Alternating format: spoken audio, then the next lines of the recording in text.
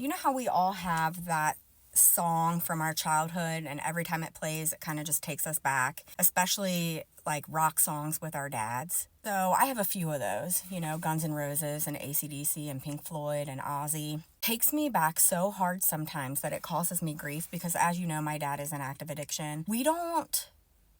We're not in our right minds when we're in active addiction, right? We're only looking out for ourselves, right? Our addiction is the thing that is keeping us going, that is running our lives.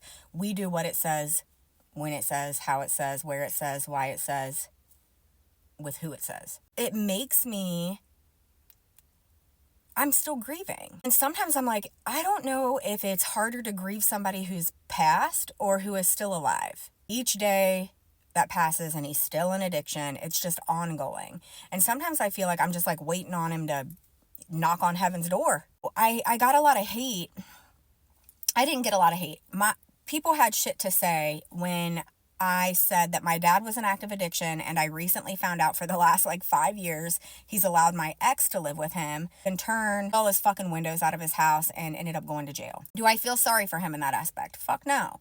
Those are the things that come with addiction. Just chaos, pure fucking chaos. People were commenting on that post like, well, duh, he's a junkie, he's a drug addict, so why would he do anything better than that, basically, right? Number one, if you've never been addicted to anything, shut the fuck up. Because I know when I was in addiction, and my DOC is the same as my father's. He has a couple more sprinkled in there. When I was in addiction, I didn't give a fuck about other people's feelings. To my core, I did not care. I had no empathy. I don't know where it went, but it basically fucking evaporated, dissolved whenever I chose addiction. What people don't understand that have never been addicted or affected by addiction, just be grateful. You're not capable of making the best decision when you're in addiction because your addiction is the one making the decisions. You let it take the lead. I recognize this since I have been affected by addiction, and it has ran my life. Ran it right into the fucking ground, right to rock bottom. I can acknowledge that my father is not the one making these decisions. It's his addiction making these decisions. I think another thing that makes it so hard is the fact that I now am out of addiction and see how beautiful your life can be, especially once you start seeing progress. I want that for him. Want that for him more than I wanted it for myself in the beginning, if that makes sense.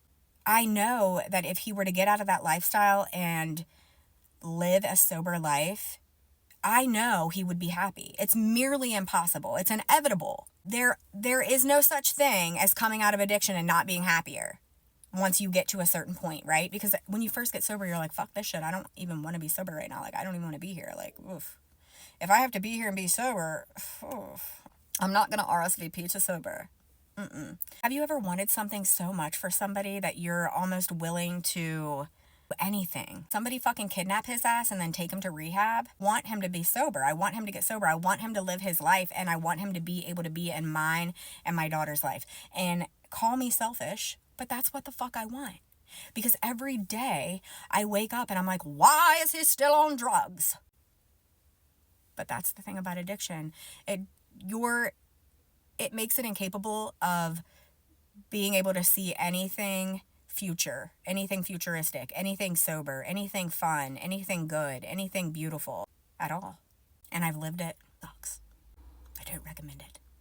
0 out of 10 recommend. But I would like my father to be sober before he fucking leaves this earth so that we can enjoy sobriety together.